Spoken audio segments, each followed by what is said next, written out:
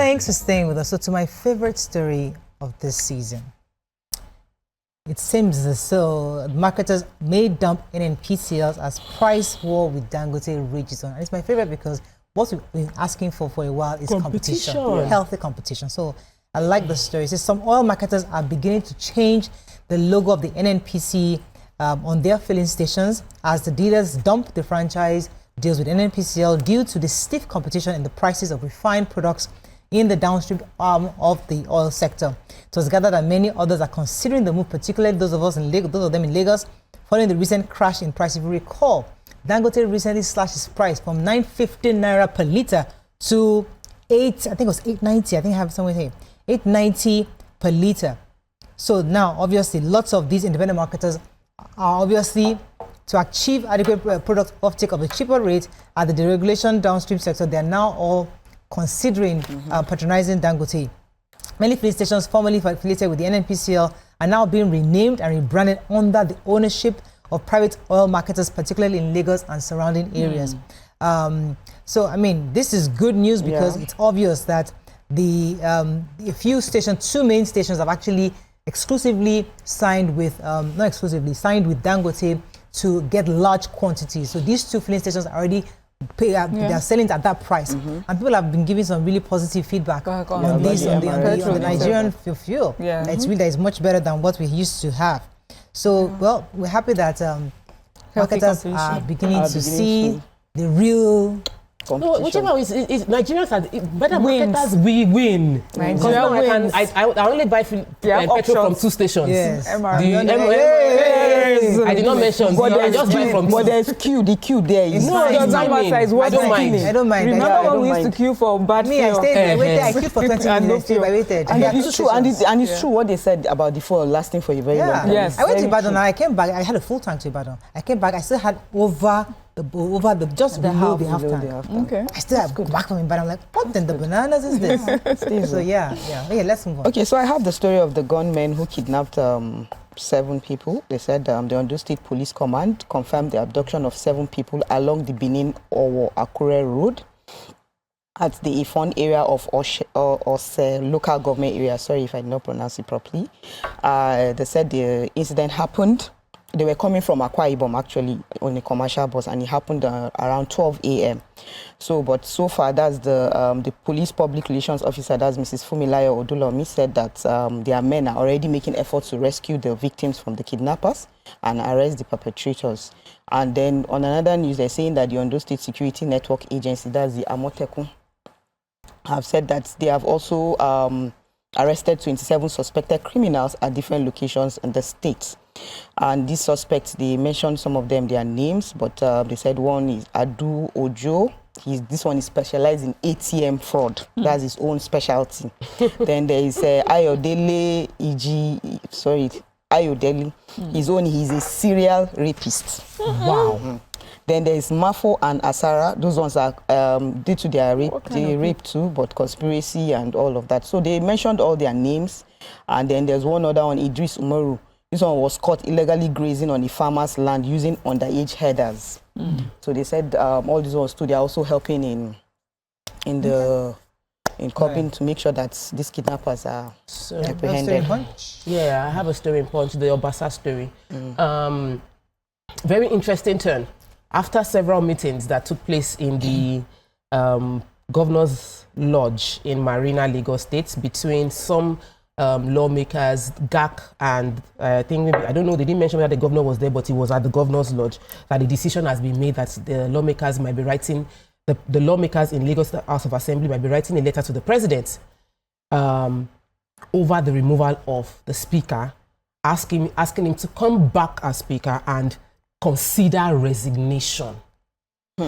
Some of the GAC members that spoke to correspondents of Punch said that the meeting continued Monday, Tuesday, and they argued that his removal was illegal and disrespectful of the leadership of the APC, saying that GAC is the highest decision-making organ within the APC in the state, and party members hold the majority of the position, and most of the party members that hold majority of position within the state were put there with the support of the GAC members. And so the GAC have made a decision and that the letter will be written.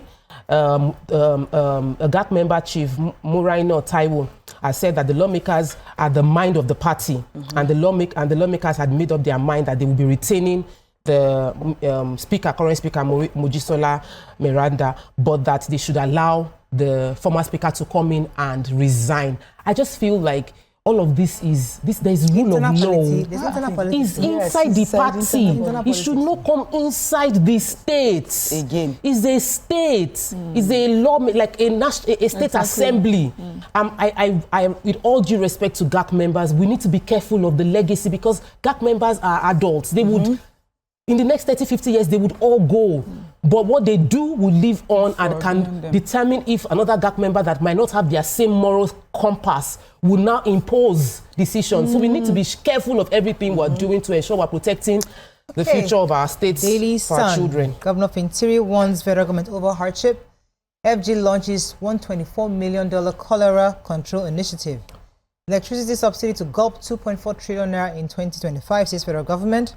Government okays 248.68 billion naira for 14 critical road projects nationwide. Court orders final forfeiture of 1.1 billion naira over $392,000 and 35,000 euros recovered from ex-First Bank's staff to federal government. And police rescue ASP to kidnap victims in Edo. Which story are we taking in Daily Sun? The cholera initiative, control initiative. So the federal government has launched the National Strategic Plan of Action on Cholera Control, NNPCL 2025 to 2029, $124 million initiative aimed at eradicating cholera in Nigeria through a multi-sectoral approach. It was unveiled by the Coordinating Minister of Health and Social Welfare, who emphasized government's commitment to cholera prevention, preparedness, and response. He was represented by the Permanent Secretary of the Ministry, Ms. Daju Kachalom. The launch was hosted in partnership with NCDC, that's Nigerian Center for Disease Control and Prevention, the National Primary Healthcare Development Agency, and international health partners. They said this marked a significant milestone in Nigeria's effort to combat cholera and safeguard public health, and it marks a huge amount of money which we would like to see being used judiciously in this. So they emphasize that this would involve other sectors as well. Everyone hands on board. They said cholera has been eradicated in many countries. We should be able to eradicate it in Nigeria as well. So they believe that this initiative will go a long way in making sure that we're able to achieve that. Okay, any other story? Yeah, the FX. So the Nigerian foreign exchange dips. We have a reserve that has really appreciated under the present administration, but in January there was a dip in the reserve that Nigeria has because the CBN, in trying to stabilize naira, had to increase the sales of dollar to BDCs. They said that the decrease is by 1.16 billion, reversing the 598.58 million gain achieved in December. So in December we had gain, but in January, because we had to sell, there was a little bit of dip. It's economy up and down, but as long as the policy aligns with the long-term goals of the country, it should be good. And it's also supposed to help to stabilize our naira, which I'm sure many Nigerians are happy about. So it's just update on the dip. I wanted to understand what that dip meant. Maybe it's a bad thing, but really it doesn't look that bad since it is solving another problem. Vanguard, alarm as cartels target teenage girls for organ harvesting. I never said Tinubu Akume Kalu were corrupt when I was EFCC chairman, says Ribadu. El Rufai slams Governor Sani over his sycophantic support for Tinubu. Oh, wow. FD to roll out 7 million smart meters in 2025. NCAA gives Kenya Airways 48 hours to apologize to passengers' maltreatment. FG flags off tolling on federal highways. And FG to take over incomplete Lagos-Ibadan express sections by April, says Umahi. Okay. Okay. Story. Okay, so I have the story of an interesting story. They said Ribadu, they said the leader of the Northern Star, that is Hajia Naja'atu Muhammad, she said that the security advisor, that's the NSA, Malam Nuhu Ribadu, in his capacity as the chairman of the EFCC, when he was the EFCC chairman, labeled President Bola, Tinubu, Akume, and Kalu as corrupt. So, and now Nuhu Ribadu now came out to say that he said that the accusation is is malicious, demanded a public apology and retraction within 7 days. But then his lawyer came out, that is Dr. Ahmad Raji, said that that privately or public, our client has never expressed the above viewpoint about President Tinubu, Senator George Akume, and the Oji Uzo Kalu, which were attributed to him. In fact, our client has never held such a viewpoint about the president. Hence, it came as a complete surprise to him when his attention was drawn to their said publication by you against him. So they are expecting her to retract that statement within 7 days. If not, she's going to face the law. Major headline? Yes, this is an investigative report, and it's about organ harvesting. You know, in Nigeria, they said that in Nigeria, an unacknowledged crisis is escalating as young persons, especially girls, are being lured into dangerous underground organ trade. They said they are promised money or medical treatment. These teenagers, unknown to them, they have their ovaries harvested and then sold. Most of them come from poor backgrounds. They are targeted by criminals posing as doctors or trusted figures who offer false hope, promising a better life. But behind the lies is a horrific market exploiting their fertility. They say that this illegal practice thrives in, you know, within the Nigerian healthcare system, and although many are unaware, doctors and human rights activists are beginning to speak out. The story that was highlighted of 2 teenage girls who were lured that way, they said that their ovaries were harvested without their consent by a doctor at a private hospital.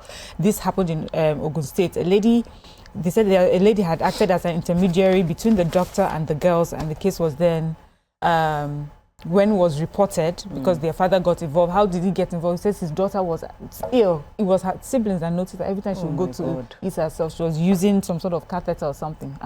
So they questioned her, and they realized that this had happened. They said they took the matter to the police, but unfortunately, nothing has come of it. They've talked about, you know, people who would go into hospitals and they'll have their kidney harvested without their knowledge, you know. So this is something that is brewing and hitting up in Nigeria right now. We need to be careful. Young children, please. See, they are going for children. They said from 14 years, you know, so we need to be careful, especially girls. They said they offer them promises like 100,000, 150,000 for these things. Imagine. So, okay, finally, the federal government, through its Presidential Metering Initiative, PMI, is accelerating a nationwide rollout of 7 million prepaid meters starting this year. Sounds good. This is expected to finally put an end to the practice of estimated billing, giving consumers confidence in what they are paying for and ensuring transparency in the electricity charges. This was set up with, according to the Special Advisor to the President of Energy, that's Dr. Olu Arolo, the hygiene. Now, my worry is that I've been on this table for 12 years, and I have read this same headline over and over again. I hope this time around we see the 7 million meter, because I don't think we've ever, there's always one story or the other. yes. So she explained that the metering will also improve revenue collection across the sector and will attract investments needed to strengthen Nigeria's power infrastructure. So we'll see how that goes. Can we talk about the fact that the power situation is very, very bad right now? Yes. Yes, very bad, very bad. And as well as this Kenya Airways matter is really, really bad. It is really, is it our topic? We're going to short break. Yeah. I should be asking you, because you'd have read. Because this, we need to discuss it. On a short break, and we come back, we'll continue with the show. Stay with us, we'll be right back.